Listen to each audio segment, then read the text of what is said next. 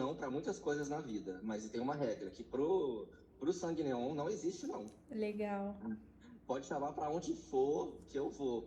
Inclusive, eu vou para São Paulo nesse final de semana, eu vou para Brasília no próximo final de semana. Chique. Então, eu tô rodando aí. Boa noite, Érica, Larissa, Boa noite, Lucas. gente. Marcelo, pra gente começar, eu queria que você me contasse um pouquinho sobre a sua história com os livros, assim. Você sempre gostou de ler? Olha, a minha história com a literatura, ela é meio errática, sabe? Hum, Até antes, para antes e além da literatura, eu sempre gostei muito de ficção, né? De fazer ficção, de criar. Isso é até mais do que um gosto pessoal meu, sabe? Eu acho que é até um traço de personalidade. Porque desde muito pequenininho, muito criança mesmo, eu gosto de criar. E eu sempre fui uma criança, assim, eu brincava muito, sozinho também, inventando, criando os meus mundos, criando as minhas narrativas, né? Às vezes narrativas que continuavam por semanas, meses. Então, assim, a minha cabeça sempre foi muito nisso de criar. A literatura veio um pouquinho mais tarde, sabia? E ela veio mais nesse lugar de uma possibilidade, né? Uma possibilidade de criação. E eu fui realmente uma criança, um adolescente que lia muito, escrevia algumas coisas também, mas era mais aquele, não sei se com você foi assim também, era mais aquela literatura juvenil, literatura infantil, né? Eu gostava muito de fantasia, ficção científica, romances históricos. E aí, no momento que eu acho que eu iria transicionar para literatura adulta, chegou aquela coisa, né, que você passou, eu também passei, que é a faculdade de medicina e acabou. Acabou a literatura por muito tempo, assim, por 6, 7 anos, eu fiquei sem ler, Ana. Eu acho até que a geração Z agora ela é mais desprendida, é ela porque faz agora as tem coisas o que ela Book gosta. Talk, né? Sim, mas os millennials, a gente é, nossa, a nossa geração é bem complicada, porque a gente gosta de seguir, assim, seguir a cartilha, sabe? Se eu tô na faculdade, eu tenho que fazer a faculdade, eu tenho que viver tudo que a faculdade tem para fazer. Então eu me afastei da literatura. E aí eu não tive esse momento com a literatura adulta, com a literatura contemporânea. Eu só fui ter esse reencontro já como médico formado não tem tanto tempo assim. Pois é. E uma coisa que eu achei muito interessante no Sangue Neon foi que você fez médicos muito humanos, né, Marcelo? E eu me identifiquei muito com isso, assim. Eu lembro que tem uma cena, eu acho que foi a Sarah que ela fala de quando ela fez a RCP, né? E Sim. aquilo me veio uma lembrança, assim. Eu tenho uma lembrança dessa na faculdade. Tem um lugar em Juiz de Fora, uma esquina perto da maternidade, que toda vez que eu passo lá, eu lembro de uma ocorrência que a gente foi atender lá no SAMU. E eu lembro das cenas, assim, toda vez que eu passo lá, eu me lembro da cena do paciente deitado, que foi um paciente que faleceu. A gente chegou, ele tinha acabado de falecer. E eu lembro dele deitado, eu lembro que tinha uma criança correndo na casa, eu me lembro do desespero da família.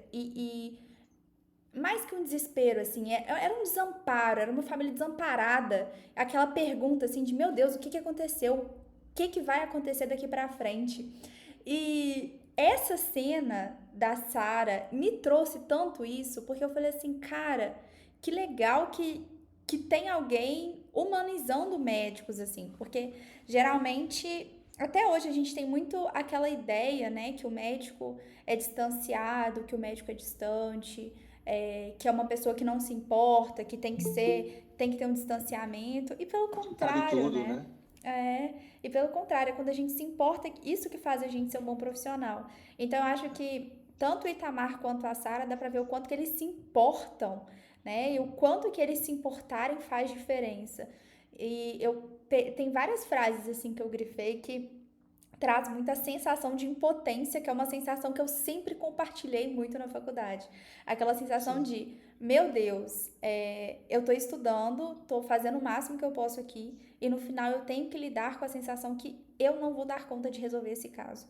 E eu acho Sim. que, nossa, eu me senti assim, nossa, eu me senti no personagem, Representada. representada plenamente, assim. Nossa, isso traz totalmente o nosso sentimento como médicos também jovens, médicos recém-formados, né? Eu não sei como foi a sua experiência, mas os meus primeiros anos, ali o primeiro, segundo ano como médico, foram muito difíceis, muito difíceis. Eu fui um médico formado clichê, eu gosto de falar, que eu saí fazendo de tudo. fui para o pronto-socorro, fui atender urgência e emergência, fui para atenção básica, trabalhei no programa Mais Médicos, também trabalhei com saúde do trabalhador. E assim, eu até queria falar que foi uma experiência incrível, engrandecedora, mas foi terrível, Ana. Eu não conseguia me encontrar. Eu me sentia muito. Eu acho que essa palavra que você usou tinha muito desse sentimento de frustração também, dessa geração médica meio iludida, né? De achar que vai resolver todos os problemas. E foi um choque muito grande, sabe? Eu comecei até a desenvolver uma certa fobia do paciente, sabe?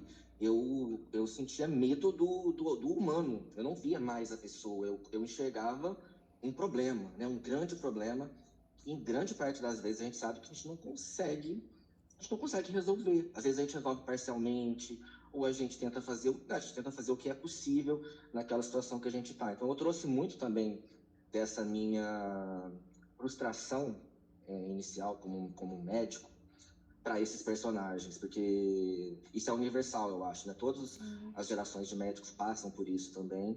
E eu acho interessante desconstruir essa imagem de que a gente sai da faculdade pronto. A gente não Uhum. está pronto, a gente demora, é um processo longo, e sabe, sei lá, se um dia a gente já vai, se um dia a gente vai ficar pronto, né? Porque é um desafio constante. Sim. E eu fiquei imaginando, assim, o desespero de você ver todos os seus pacientes morrendo Sim, e com a sensação de não saber o que fazer. E aí eu fiz esse paralelo com a pandemia, assim, né?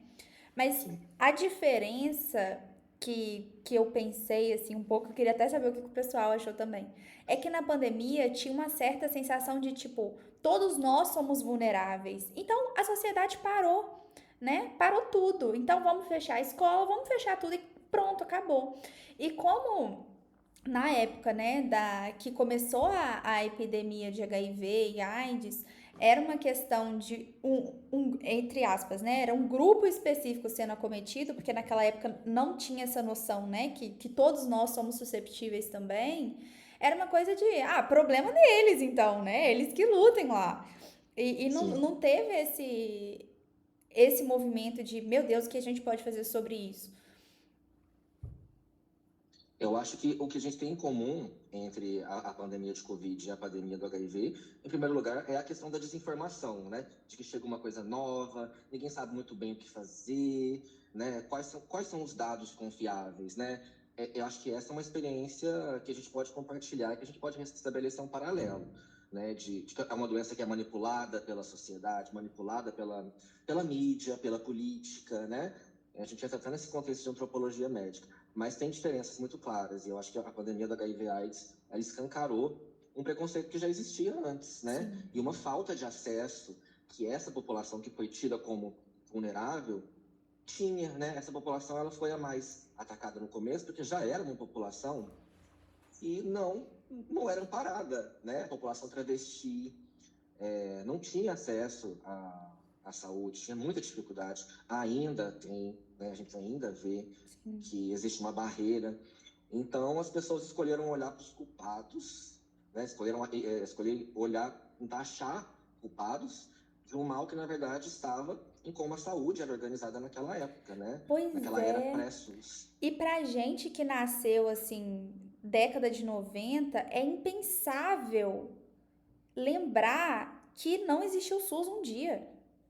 Porque Doideira a isso, né? gente A saúde não era um cresceu, direito das pessoas. a gente cresceu frequentando postinho para vacinar. A gente cresceu vendo isso. E eu acho que isso me fez refletir muito, porque mesmo sabendo disso, eu acho que a literatura escancara isso na nossa cara, né? Às vezes coloca uma coisa que tava ali o tempo todo e que às vezes a gente não tinha pensado por essa perspectiva. E quando eu pensei nisso, falei, cara, real, quando alguém adoecia ali na década de 80, não tinha o que fazer. Acabou, boa sorte. Dá um tapinha nas costas e boa sorte, você que lute. E como que hoje, né, o SUS, para quem não sabe, é um dos melhores sistemas públicos de saúde do mundo. Eu tenho paciente de tudo quanto é país e todo mundo me fala: quando eu vou no Brasil, eu vou para fazer todos os meus exames, porque tudo aqui é difícil. E a gente tem assim uma preciosidade dessas e às vezes a gente se esquece da luta que foi para alcançar e muitas vezes a gente tem como uma coisa ganha, né? Às vezes a gente acha que Exato. aquilo tá posto e é uma realidade, mas sempre tem forças contrárias, assim, né? E como que é uma luta constante pra gente manter também, né? E não só pra conquistar. Sabe que esse foi um dos motivos que me levou a escrever esse livro? Acho que antes de ter essa história pronta, eu fui percebendo, né, com esse meu reencontro com a literatura contemporânea, que a literatura contemporânea brasileira ela não tem medo de colocar o dedo nas feridas, de expor essas questões sociais. A gente vê vários livros que falam sobre a questão agrária, né, o direito à moradia, o direito à educação. E eu até senti um pouco de falta de ter na ficção um material que falasse sobre o direito à saúde, né? Porque a gente tem aí 500 anos de história do Brasil e a saúde só foi garantida pela Constituição como um direito fundamental agora, recentemente, né? E igual você falou, isso não foi ganho, isso na verdade teve um culto assim, de uma luta de muitas e muitas décadas, né? Esse contexto de reforma sanitária no Brasil é um contexto que se arrasta aí por anos e anos e anos. E eu acho que esse foi o gancho assim, do Sangue Neon, mostrar como é importante a mobilização da sociedade, a articulação de setores e de grupos tão diferentes para buscar o que parecia inalcançável, né? Que, diante da realidade de um país como o nosso, tão pobre, ali nos anos 70, 80, com tantos problemas, a gente conseguir essa garantia de saúde como um direito fundamental, parece um milagre, né? Quase. Mas foi muito Um custoso. milagre a duras penas, né? A Paula até fez Sim. uma pergunta que eu achei super interessante. Era isso que eu queria saber. Foi algum paciente em especial que te fez pesquisar essa temática? Não, na verdade, desde a faculdade, esse assunto já me interessa, né? Você teve antropologia médica na Tive. faculdade? Aham. Eu fui monitor de antropologia médica. Legal. Para quem não sabe o que é, a antropologia médica é uma disciplina da faculdade que ela é voltada para o aspecto não biológico assim dos agravos da saúde, mas os impactos das questões de saúde na sociedade, né, na política, na cultura. E eu via possibilidades de se explorar isso nas artes também. Né? O que uma doença pode fazer com uma gente, com um povo, né? Então, antes de ser médico, esse assunto já me interessava, antes de ter pacientes, né? E o HIV e a AIDS é um grande exemplo, né, de como uma doença pode ser terrível, né? E terrível que de forma a reforçar estigmas e de reforçar perseguição, de reforçar o preconceito, né? Então, não teve um paciente que foi um start, assim, nossa, me inspirou. Mas o contexto mesmo da faculdade, também depois quando eu formei, fui ali atender, eu tinha pacientes também HIV positivos, enfim. Mas a inspiração veio já da época da faculdade mesmo. E acho importante a gente até falar também, né? Porque pode ser que tenham muitas pessoas de outras áreas, mas eu só fui descobrir na faculdade que HIV é uma condição plenamente tratável. E quando a gente fala que é plenamente tratável, é plenamente tratável. Uma pessoa que faz um tratamento, né, adequado, ela fica com a carga viral indetectável no sangue. Isso significa que você olha o sangue dessa pessoa, não tem mais vírus lá. Então não tem mais como transmitir. E quando eu descobri isso na faculdade, eu falei assim: caraca, que estranho, né? Porque se não tem mais como transmitir, por que ainda tem tanto estigma em cima disso? E, inclusive, no meu consultório hoje, eu tenho pacientes, né, que têm HIV, são pacientes que estão vivendo a vida normalmente, que estão plenos, tratados, indetectáveis. E ainda são pessoas que carregam muito isso de, meu Deus, como que eu vou me relacionar com outra pessoa? Como que eu vou falar sobre isso? Que ainda tem muita.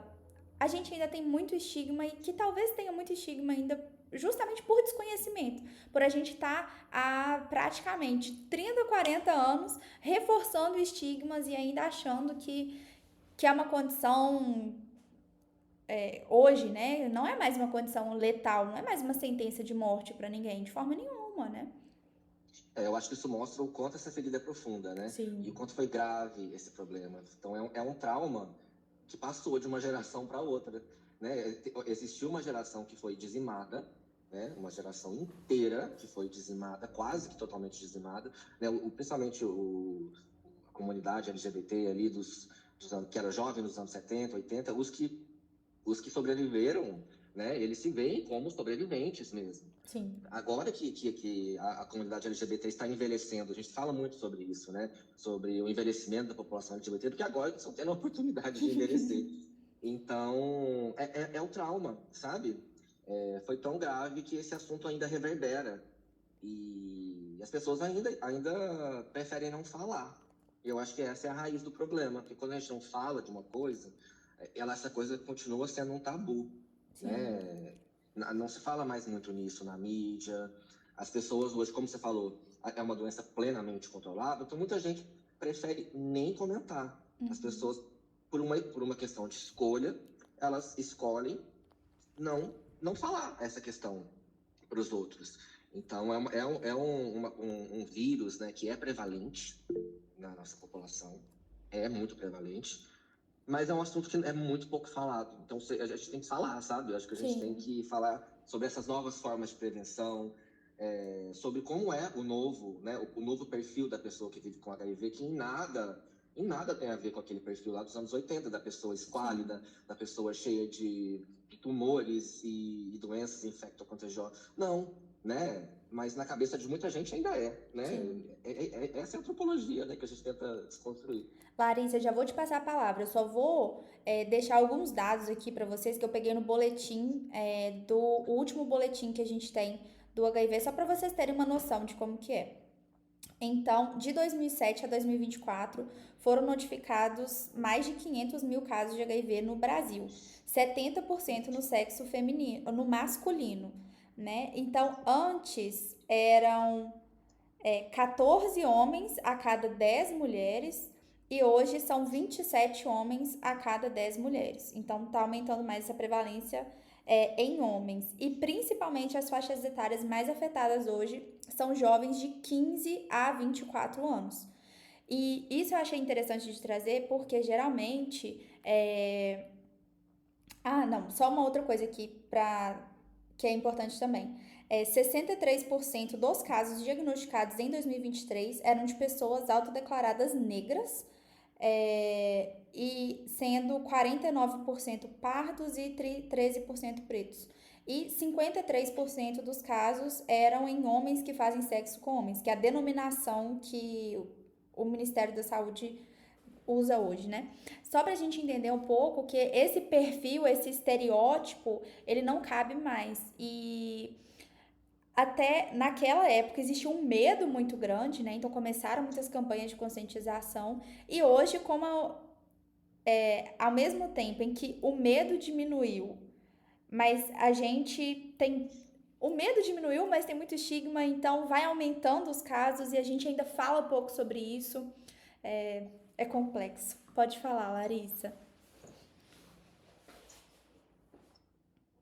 Gente, é uma leiga falando, mas o que eu acho, Imagina. mas o que eu acho é que tem tudo a ver com a política também atual. A gente a sociedade está conservadora demais. Esse ultraconservadorismo atrapalha o se falar disso. E o estigma é justamente o que não é falado tende a repetir. Então, a questão toda é essa. E é complicado, né? E pega justamente os jovens. Sim.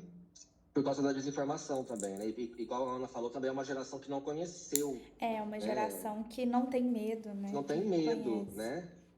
E como é um assunto que virou um tabu, tem todos os ingredientes para a gente ter uma nova crise, inclusive, né? A incidência está aumentando, e está aumentando numa população jovem, e é um assunto que não está sendo debatido, as coisas podem ficar bem complicadas, né? E é mito essa questão de a gente achar que o preconceito diminuiu. Não diminuiu, ele só aumenta. Entre próprios profissionais de saúde, sabia, Larissa? Sim. Pois é. Tem muito profissional de saúde que a gente vê cenas de profissional de saúde que às vezes não quer tocar, né? Quando vê que a pessoa tem HIV, Sabe, como que pode uma pessoa que trabalha com saúde ter essa noção? Ela sabe, ela estudou, mas parece que é algo inerente, assim, sabe? É algo que está impresso na sociedade, nessa geração. É muito difícil combater isso, viu? Eu gosto Mas a daquela literatura... Mas frase. quando eu falo de preconceito, não é nem só pela doença em si, não. É por aquela história de quem que pega, quem que não pega, por que que pegou, porque quis, estava na promiscuidade. Então, a questão é essa. Não se A culpa é da toca vítima. nisso. Não se toca nisso, né? Mesmo com tanta informação, com tanta liberdade, se é que a gente tem aí. É o paradoxo da sociedade da informação, né? Parece que quanto mais informação a gente tem, mais a gente fica perdido no meio dela, né? Sim. E de fato, eu achei interessante você trazer isso, Larissa, porque parece que as coisas vêm meio em ondas, né? Então, quando a gente acha assim, legal, estamos progredindo, aí a gente volta a ter que ter conversas que pareciam que já estavam estabelecidas, né? O professor fala que é ciclo, né? É cíclico? Total. Tempos em tempos, volta. Igual peste. Aí vão falar de doenças, mas que coincide também com o caos da vida humana. A peste, a varíola, Cada época com o seu, né? Vai se intercalando. Mundiais, a Primeira Guerra, a Segunda, tudo. E é muito fácil a gente olhar para a história, né, e falar assim, nossa, eles eram bárbaros, né? Como eles tinham coragem de fazer isso. Só que olhar para o agora é sempre mais complexo, né? Que a gente reproduz muitas coisas. A Rayanara, eu prometo que eu vou aprender a falar seu nome, que toda vez eu falo errado. É muito interessante nós, como profissionais de saúde e sociedade civil, estarmos abertos a essa temática para debate. Muitas das vezes nos vemos perdidos diante dessas demandas. Isso é pouco falado na faculdade, em outros espaços menos falado ainda. Sim, eu lembro que na época que eu fazia estágio, tinha uma moça que ela era cozinheira e aí ela foi demitida quando a empresa descobriu que ela tinha HIV, porque é como se ela não pudesse cozinhar. E não tem nada a ver. O João falou. É só pensar que até 2019 homossexuais eram barrados de doar sangue pelo estigma da AIDS. Pois é, 2019 é ontem, né? Agora, sim, eles perguntavam e se você falava que era homossexual, não podia doar, né? Tinha isso mesmo. A Silmara perguntou: Boa noite. Marcelo, se você pudesse escolher uma única emoção que gostaria que o leitor carregasse ao fechar Sangue Neon, qual seria e por quê? Nossa, Silmara, adorei essa pergunta. Alguma noção? Não, emoção. Emoção? Nossa, eu acho que o principal do Sangue Neon é a gente ter a empatia, né? De saber olhar para o outro, saber olhar para quem é diferente e enxergar ali um pouco da gente também, sem esses preconceitos que a gente carrega muitas vezes de maneira inconsciente, né? Eu acho que o Sangue Neon está aí para mostrar isso, que a gente tem que julgar menos e enxergar mais as pessoas até como nossos aliados, né? Na busca por uma sociedade melhor. Ah, legal. E sabe uma coisa que eu achei interessante, pegando o gancho nisso que você falou, é que eu achei muito legal que você usa muitas palavras e expressões que são do cotidiano mesmo, das travestis, né? E no começo do livro eu sentia que isso me gerava um certo estranhamento. Tipo assim, que palavra que é essa, sabe? O que isso aqui tá significando? E não tinha glossário, não tinha nada, né? Mas eu achei que foi uma experiência muito interessante, porque depois era como se você estivesse chegando no mundo novo, assim, sabe? Era como se você estivesse se familiarizando com uma coisa diferente, que pra mim era muito diferente. Então, eu senti isso, assim, que a primeira vez que eu li, falei assim, o que é isso? Na 10ª vez que eu li, eu falei, ah, não, já entendi aqui o contexto. E eu acho que isso vai gerando essa quebra, Descoberta, assim. né? Exato, uma descoberta, de fato. E eu ainda fui bem sutil no uso do bajubá, né? Eu coloquei palavras Ai, bem Bajubá que conhecidas. chama? Chama bajubá ou pajubá, Eu não que conheço. como é conhecido, é uma espécie de código, né? Que as travestis usavam e usam como uma estratégia também, uma estratégia de comunicação para que, por exemplo, os policiais não entendessem o que ela está falando, né? Ou o agressor, né? É como se fosse uma linguagem de defesa, né? E esse bajubá que eu usei é um bajubá já estabelecida, o Bajubá já da história, porque é uma língua dinâmica, né? É uma linguagem que vai mudando muito. E eu usei pouco até. Tem um livro, inclusive, não sei se vocês conhecem a Amara Moira. Ela é uma escritora travesti. Ela estava até finalista agora do Prêmio São Paulo. Ela escreveu um livro inteiro, Ana, um livro inteiro escrito só em Bajubá. Ah, que legal. Não, você consegue imaginar a loucura e a delícia que é, porque você olha para aquilo e você fala, gente, peraí. Mas você vai se encantando com aquela maneira de ver, porque a língua é um pouco disso também, né? A maneira das pessoas de ver o mundo. Então, lógico que o Bajubá não é uma língua completa, que tem a tradução para todas as palavras, mas são aquelas palavras que são importantes, que elas tenham esse laço entre elas. Então, conhecer a língua, conhecer esse dialeto, é também conhecer as fragilidades e as potências dessa comunidade, dessa população, que precisa muito do nosso olhar mais humano, né? Sim. E na psiquiatria a gente trabalha muito com a linguagem, né? Inclusive tem muitos psiquiatras, muitos psicólogos que estudam profundamente a linguagem, porque é a linguagem que nos constitui enquanto humanos, né? Uma coisa que a gente tem que os outros animais não têm. A gente se faz a partir da linguagem. Paula, pode falar. Só dando continuidade a essa loucura, como é que foi escrever esses 3 capítulos sem ponto? Era uma coisa assim. A gente conversou sobre isso no grupo. Eu achei que eu digo, meu Deus do céu, eu sufoquei minha filha, porque eu ficava em cima dela dos pontos. E o terceiro capítulo me marcou muito. E no capítulo 6 eu já consegui ler melhor, sem a pontuação, né? E o 9 já estava tranquilo. Eu disse, será que ele fez isso? O capítulo 3 tinha 3 páginas para a gente ir se acostumando, porque você vai lendo e não vai respirando. Eu falava isso para minha filha, né? Respira, veja, aí é o ponto, né? Isso era uma coisa sua, já da sua época que você disse que gostava de criar. Pois é, aí chega o escritor, depois você ensinar a sua filha a usar ponto, vírgula, e tira tudo, vira essa bagunça da onde que estava a cabeça dele, né? Esses capítulos do Caio são muito polêmicos, eles dividem opinião, porque muita gente não aceita, muita gente fala assim, pra que isso? Porque escreve direito, né? Eu acho que assim, eu enxergo as possibilidades da escrita como uma maneira da gente provocar sensações, né? E fazer as pessoas sentirem coisas, né?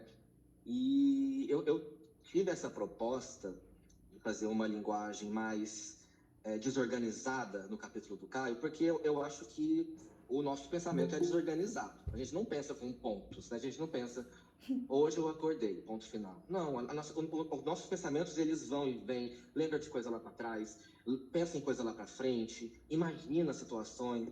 E o Caio é um personagem especial nessa história, porque dentre os protagonistas, é ele que está mais assustado, eu acho.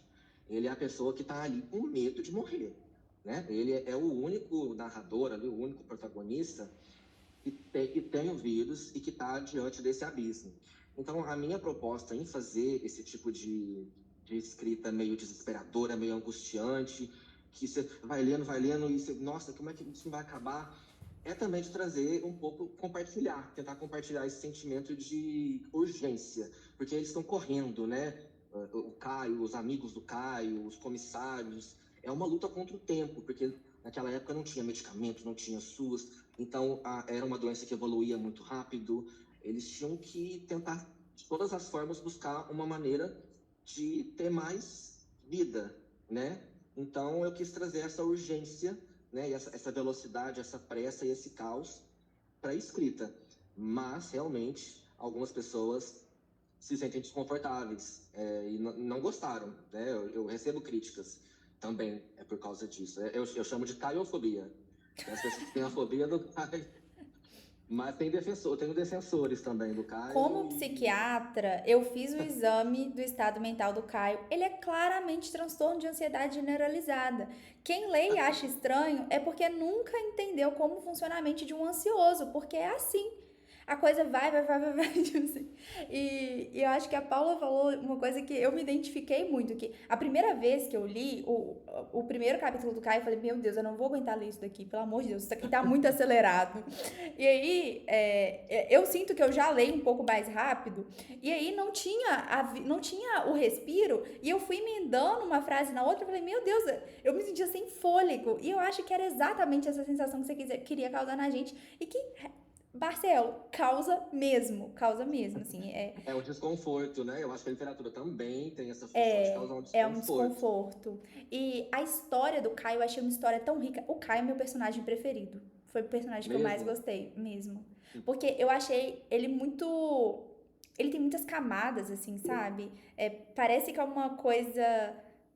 De primeira você olha, você fala, acho que eu tô entendendo. E aí você vê, nossa, ele tem uma história muito rica, a forma como ele elabora as coisas. E aí esses sentimentos, os sentimentos dele são muito complexos, né? Ele Sim. tem muitos sentimentos ambíguos e eu gosto muito de ver as pessoas dentro das próprias ambiguidades, assim. Nossa, achei Sim. fantástico. Eu acho ele Marcelo, complexo você também, porque brilhou ele. nesse livro. Brilhou. Obrigado. E ele vê também, ele se critica também muito, ele se questiona muito, né? E é um personagem que carrega também traumas da infância, Com né? certeza. Ele passou por uma rejeição em casa, né? Principalmente por parte da mãe, que tentou curar, né? Tentou mandar ele para aquelas terapias de conversão. Então, eu acho que esse personagem ele é o mais psicologicamente amplo do livro, né? Justamente por isso, porque a gente tá dentro da A cabeça gente tá dele. dentro da Então, cabeça dele. isso permite que a gente conheça e ao mesmo tempo desconfie dele, né? A gente não sabe muito bem o que ele vai fazer, como é que ele vai lidar com essas relações, né? Ele tem dificuldade de se relacionar, ele cria um relacionamento no livro, mas também não dá muito certo. Enfim, é um personagem que foi uma delícia de escrever também, sabe? Não ia ser assim a princípio, mas as coisas acabaram evoluindo para eu fui tirando, sabe? Fui tirando muita coisa dele, acabei tirando demais, tirei até os pontos. Tirou demais. Já vou passar a palavra pro José, mas uma coisa que eu achei interessante, que eu gosto muito, é quando um autor consegue colocar profundidade em personagens. Você vê que na história não tem ninguém 100% bom e ninguém 100% ruim. As pessoas são complexas, do jeito que elas são na vida real, né? E a única coisa que me doeu muito nesse livro é que eu queria muito o final feliz. E aí eu acho que eu fui meio ingênua. Porque não Que não tinha foi feliz. como, né? E depois eu fui pesquisar, né? Que eu vi você falando numa entrevista que a história da Vera Linha é inspirada na Brenda Lee, e até mandei pro Uhum. pessoal um documentário que tem no YouTube, né? E, cara, eu acho muito injusto ela ter sido assassinada no final. Tipo, caraca, ela passou a vida inteira dela ajudando outras pessoas. Como que ela é assassinada? E aí eu acho que isso foi um tapa na minha cara, assim, né? Tipo, Ana, acorda pra vida real, sabe? Isso aqui é a vida real, Exato. né? É injusto, mas essa é a realidade. E essa é a Exato. realidade da população travesti, né? A expectativa de vida da população travesti no Brasil é de 35 anos. Sim. Então, se você esperava que ela. Eu vou te interromper porque esse negócio é muito sério. Eu tive que falar para minha filha que ela acha injusto as cotas. Aí eu falei, não, senhora. Aí agora tem algumas algumas faculdades, né, que vai ter para travesti. Eu falei, claro que tem que ter. Você conhece a Sim. história deles? Você sabe qual a idade que eles são expulsos de casa? O que eles precisam de fazer para sobreviver? Então a gente tem que ir, né? Porque ela quer fazer medicina e tem que ser federal, né? E ela tem 15 anos, então ela já tá E na tem que faixa. entender, né? Eu falei, não Eu tem acho que como. dessa sigla grande LGBTQI, eu acho que o T, né, é o Você grupo falou isso, né? Você falou isso no livro. Você que até dentro da comunidade é um grupo que sofria e sofre preconceito. E elas não têm descanso, gente. As travestis não têm descanso. O grupo lá, os gays, as lésbicas, eles conseguem descansar. As travestis é uma luta diária, contínua. Tem travesti aqui assistindo a live, se ela quiser falar, ela pode falar, mas é uma luta que não tem esconderijo, não tem desafogo, e é contra a vontade delas. Elas não queriam isso, elas não queriam viver com tanta angústia, mas é a realidade. E não tem como esperar que, eu quero que a Vera tenha um final feliz, sendo que não é essa a realidade, né? É uma realidade, infelizmente, de muita violência e esse sentimento de que as coisas não deveriam ser assim, né? Sim. José, quer falar? Oi, gente. Estão me escutando, bem? Sim. Então, primeiro, Marcelo, eu queria te dar o parabéns, porque livro muito bonito, um prêmio muito merecido. Esse. Acho também um livro muito corajoso de se escrever. Acho que isso, acho que se trata também de muita coragem. E eu não sei assim, o quanto de coragem que isso exigiu de você. Eu me fico feliz que eu ganhei o meu sorteio. E eu estava assim, nesse dia, antes do livro chegar, eu estava assim, queria alguma coisa para tirar feito. Queria uma coisa para ler já. E aí, assim, a gente sempre que a gente vive, né? A gente trabalha na área da saúde, a gente vive essas mesmas coisas que você trouxe no livro, né? Então, assim, ler abre janelas, né? na nossa cabeça. E teve algumas momentos assim, foi engraçado, que eu fui pescado pro Nordeste. Assim, você viaja, né? Você começa a ler, aí você entra na linguagem, né? De como que aquilo ali é dito, e você viaja. Isso me fez muito bem, sabe? Que bom. E aí teve frases assim, que você escreveu que eu fiquei muito... que eu achei muito, muito bonito. E que foi, a colher de pau na mão funcionava ao mesmo tempo como arma de guerra e pincel de artista. Eu acho essa frase muito importante, assim, muito bonita. Eu adoro essa parte, sabia? Eu acho que, assim... A Vera ali no seu processo, na sua infância, né? Conhecendo aquelas mulheres, aquela pensão, tudo aquilo foi muito importante para ela. E eu acho que essa parte do livro é muito importante, muito rica mesmo. E aí uma outra que você diz que, assim, mas a vida desenha nossos sonhos da mesma forma que os nossos sonhos desenham a vida, pelo avesso. E aí isso vai muito de com o poema do Carlos Drummond de Andrade, né, que você fez ali uma propaganda que falava sobre o HIV e falava, trazendo ali, né, fazendo essa analogia com o poema do Carlos Drummond. Eu queria perguntar para você, assim, o que você pensou quando você trouxe, assim, que trouxe no seu livro, essa analogia com... O que tem ali no poema do Carlos Drummond de Andrade? O que tem ali no contexto do HIV e que tem tudo a ver com o que eu acho que você está falando do Caio Fernando Abreu, não é? Pode ser que eu tenha trocado, mas... Você não está falando, não é, da propaganda? Isso, é porque... Né? Era uma propaganda da época. Sim. Do Estado. Que é aquela... João Que amava Maria. Sei. Uma propaganda, essa propaganda tinha mesmo, uma propaganda dessa. Eu que sou mais velha que você, então eu lembrei na hora da propaganda. Você lembra? Você lembrou? Lembro, eu sou de 75. Essa parte é legal porque ela mostra, essa propaganda ela é muito romantizada, né? Ela mostra pessoas ali bonitas, né? Artistas, Fernanda, que gosta de Cláudio, que morreu de AIDS. A propaganda termina assim, né? Que morreu de AIDS. Aí já joga aquele terror. E quem está assistindo essa propaganda, na verdade, são as travestis do Palácio das Princesas, né? Que vivem uma realidade completamente diferente. Então a ideia de trazer isso foi mostrar o distanciamento que existia, né, entre o que a mídia, o que era apresentado para quem estava ali, né, na lida, na corrida, na linha de frente. Então, esse dia a dia, esse cotidiano do Palácio das Princesas tem esse aspecto de mostrar esse choque de realidade. Entendi. Por que eu estou te perguntando isso? Porque eu sempre gostei muito desse poema. É um poema do Carlos Drummond de Andrade, né?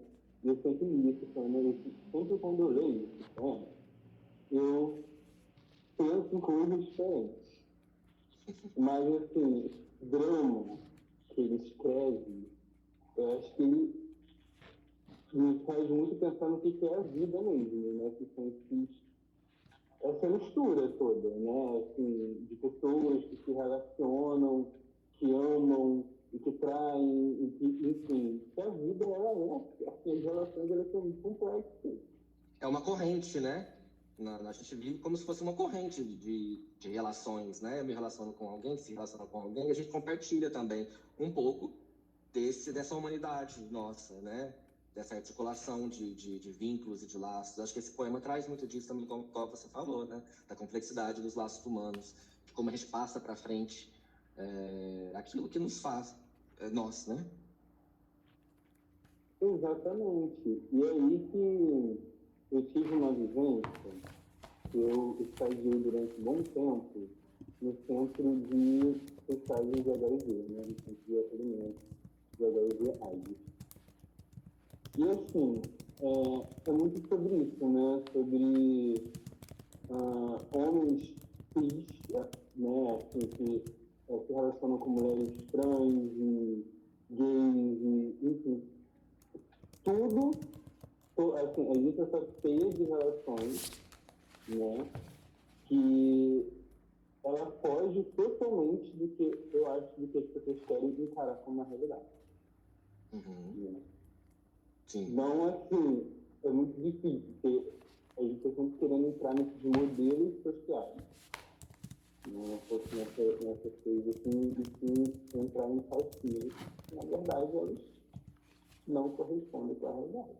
Não mesmo, é como se fosse um lado B, né? Ou um lado oculto que existe, que sempre existiu, e que a nossa sexualidade, ela é muito mais complexa do que uma propaganda de margarina, né?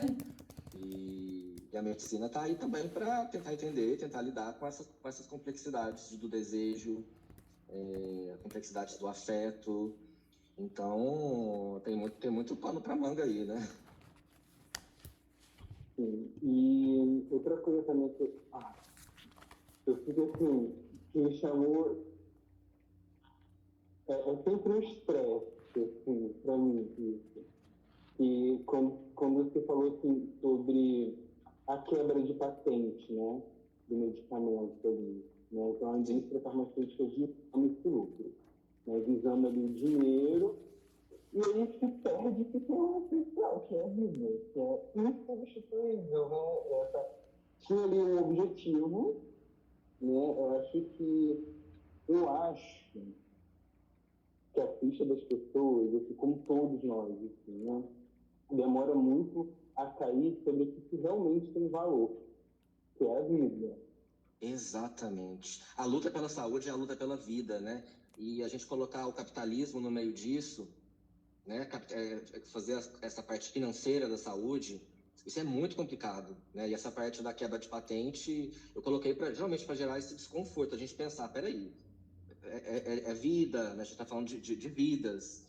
Como é que a gente coloca isso sob a lógica do mercado, de oferta e demanda? Então, eu acho que a gente tem que entender que tem coisas na nossa sociedade, dentre elas a saúde, que não é para ser mercantilizado, ou que tem que ser mercantilizado com cuidado, né? Essa é uma questão muito debatida hoje, sobre a mercantilização da medicina, né, Ana? A gente vê muito isso também, no CRM, tem muitos debates éticos sobre o valor da saúde, sobre o preço da saúde, sobre a propaganda na saúde. Então, é um assunto que parece que é do passado, mas é um assunto tá cada vez mais atual, a gente entender como que a gente quer encarar a saúde hoje no Brasil, afinal de contas. É um bem público? É uma questão de Estado? Ou a medicina ela é capitalista? A medicina tem que fazer parte ali da lógica do mercado? Como que a gente vai entender isso? Né? Até onde a gente vai parar com isso? E eu acho essencial, né, a gente trazer essa discussão, né, Marcela, igual o pessoal falou que, você mesmo falou, né, que a gente tem poucos livros que atuam na saúde como um direito e, por exemplo, na faculdade, quando a gente descobre que os remédios que são mais antigos, eles vão ficando mais baratos para produzir e muitas indústrias simplesmente interrompem a produção de remédios que são super úteis porque não vale mais a pena financeiramente vender porque as marcas são muito baratas. Isso acontece para vários remédios que a gente usa para várias doenças que às vezes saem do mercado simplesmente porque não vale mais a pena para a indústria produzir. E isso é Tem a muito Bezetacil, né? Esses dias. Bezetacil, exato. E isso é muito importante porque eu acho que talvez se as pessoas tivessem mais consciência da forma como as coisas operam, né, dentro da saúde, né, o mercado da saúde como um todo, talvez tendo um pouco mais de pressão popular isso fosse diferente, né? Ou então até mesmo se a gente tivesse uma produção governamental, por exemplo, desses remédios baratos, né, talvez isso fosse uma forma de mitigar isso. E por exemplo, né, na medicina mesmo, a indústria ela tem muito apelo para o que lançou ontem. Então, quando a gente fala, por exemplo, na psiquiatria, né, não tem nenhuma evidência científica que vortioxetina, que é um remédio que lançou há pouco tempo, que custa 200, 300 reais, é melhor do que o nosso bom e velho fluoxetina, que você acha de 15, 20 reais.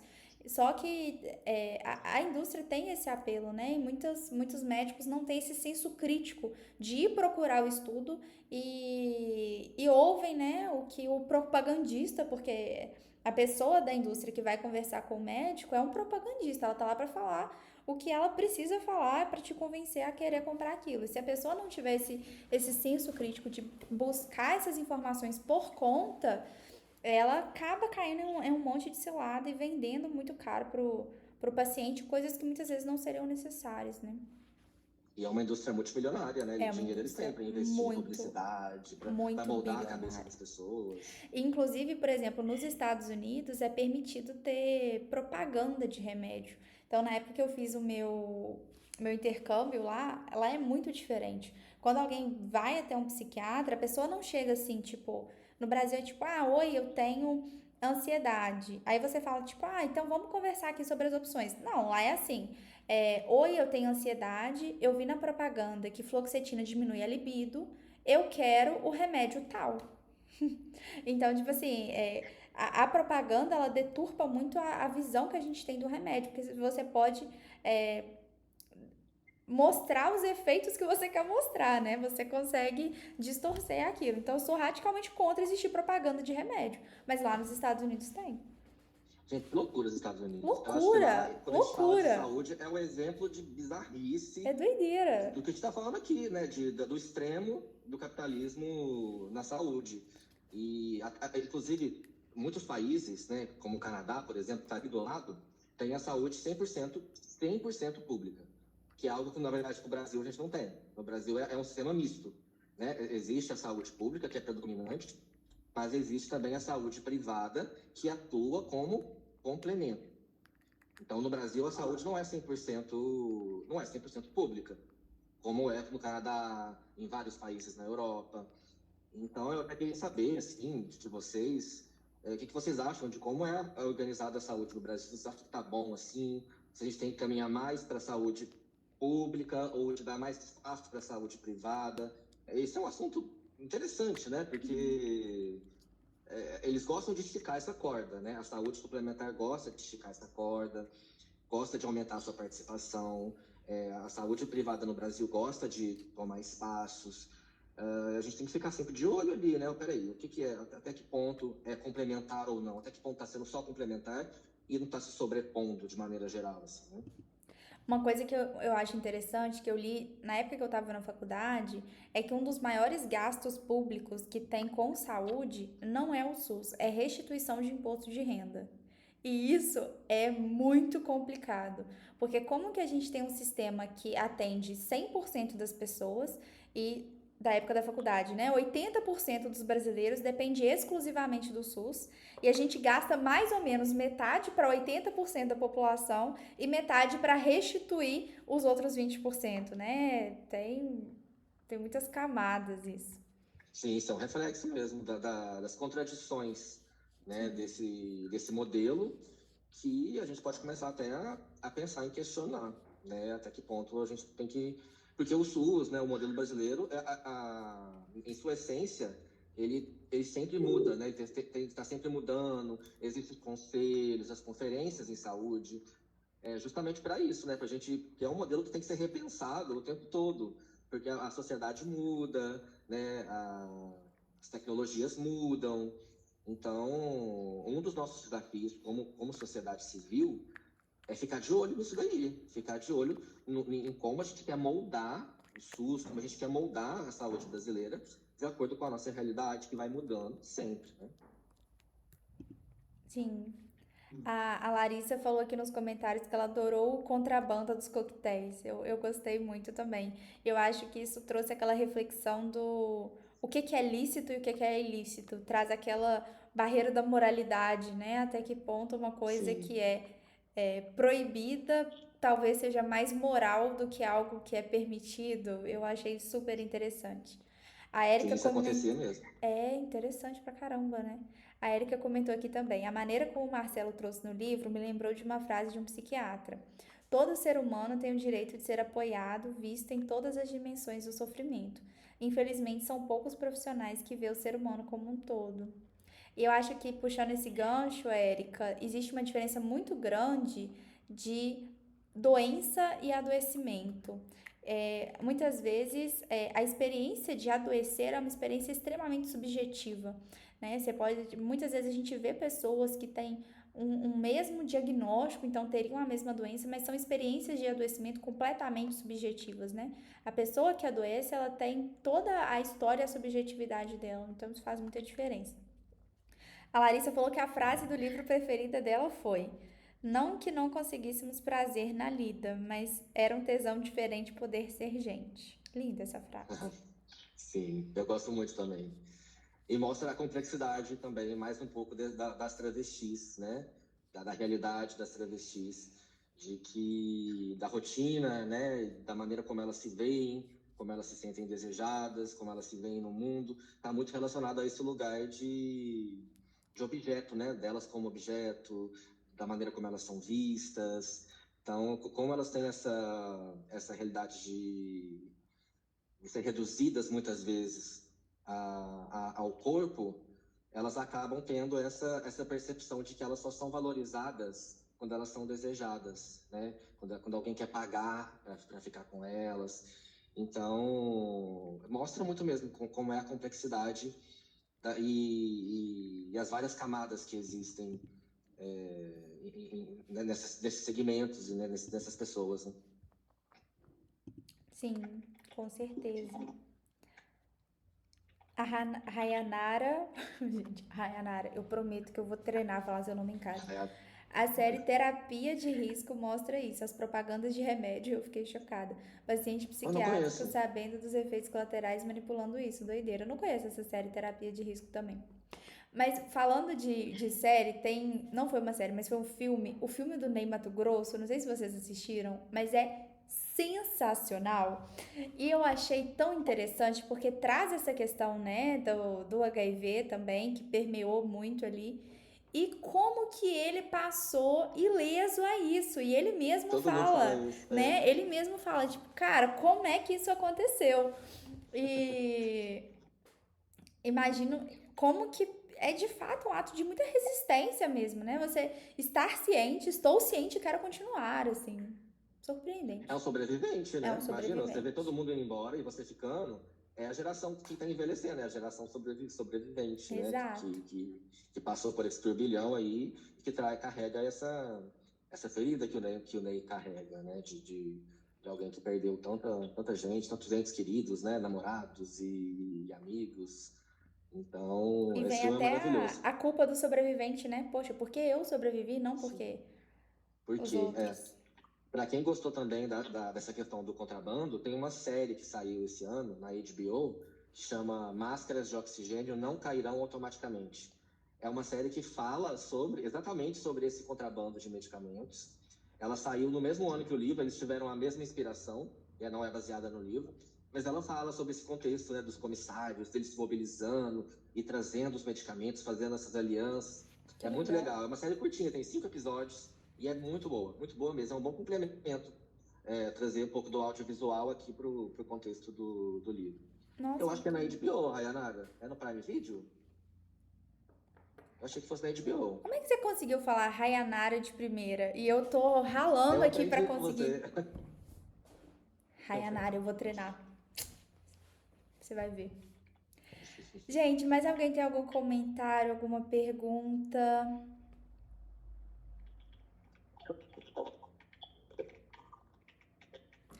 Marcelo, eu amei o nosso encontro, foi muito bom. Eu me Também. surpreendi muito com seu livro, eu me diverti, eu sofri. Eu passei por várias etapas lendo Sangue Neon. E é um livro, assim, que eu vou encontrar com uma amiga esse final de semana, já vou levar pra emprestar pra ela, Ah, boa. porque eu gosto de. Acho que traz muitas discussões importantes, né? Olha quanta coisa diferente que a gente falou, que a gente trouxe, né? A gente Dá passa pra por abrir muitas muitas aspas coisas. aí. Dá pra falar o dia inteiro. Exato! E abre muitas aspas, muitos parênteses, abre muitas coisas, né? Muitas discussões importantes que a gente precisa ter.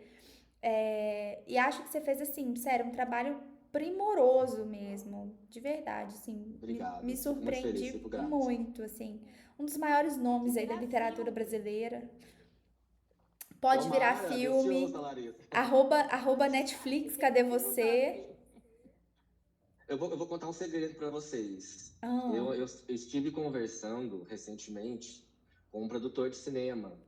Inclusive, é um produtor de cinema que já ganhou 2 Oscars. Ele é um querido. E a gente está bolando aí um projeto para levar, inclusive para Netflix, para ver se a gente faz ou uma série ou uma novela curta, porque a Netflix tá querendo muito ir nessa vibe de novela curta, tipo Beleza Fatal, sabe? Eles uhum. querem muito isso. E vamos ver se vai dar certo. Essa série da HBO que saiu agora, por falar de uma temática parecida, acaba gerando uma certa resistência das outras plataformas. Mas a gente vai tentar, se não puder falar dos comissários, a gente vai focar na história da Brenda, que eu acho que é muito rica, é muito Fantástico. Eu assisti o bonita. documentário, eu mandei lá no grupo. Gente, fantástico. Que mulher, né? E ela Nossa, ela é belíssima lá, incrível. toda plena. Tem um musical também, viu? Esse musical da Brenda Lee, O Palácio das Princesas, ele tem temporadas, né, em São Paulo. Inclusive, esse ano teve agora, que acabou acho que foi em agosto, que é maravilhoso. Ele vai voltar ano que vem. Quem estiver em São Paulo, quem for de São Paulo, fica de olho. É muito lindo. Chama Brenda Lee, O Palácio das Princesas, o musical. Quem se emocionou com Sangue Neon, tenho certeza que vai se emocionar. É lindo mesmo. Marcelo, muito obrigada pela sua presença.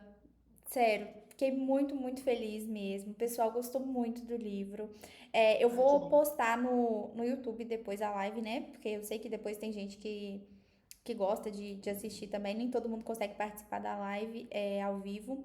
E acho importante porque, de verdade, eu acho um privilégio conversar com alguém que escreveu um livro, assim, uma coisa que, caraca, E é privilégio para o escritor conversar com quem lê o livro também. olha só que É coisa incrível. legal, né? Nossa, E demais. E isso é depois eu literatura vou. contemporânea, né?